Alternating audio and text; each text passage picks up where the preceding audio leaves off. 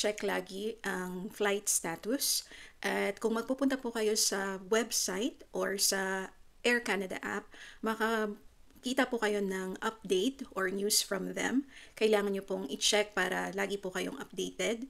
At makikita nyo po dito na meron po silang updates regarding sa resume ng kanilang flights.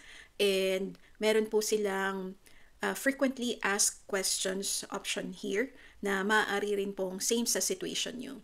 Halimbawa po, how will I receive updates about my itinerary? Basahin nyo pong mabuti yung mga updates. Kung sakaling kailangan nyo mag-change ng flight.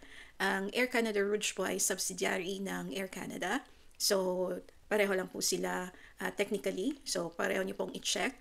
And then, kung marirebook ba automatically ang flight, ito po ay makikita nyo din dito sa kanilang website. And ano pa yung mga frequently asked question? My flight was canceled, what should I do? And how do I get a refund? And basahin nyo lang pong mabuti lahat ng mga options na provided ng Air Canada. Again, matatagpuan po ito sa Air Canada app or sa website kagaya ng pinapakita po natin dito ngayon sa ating screen.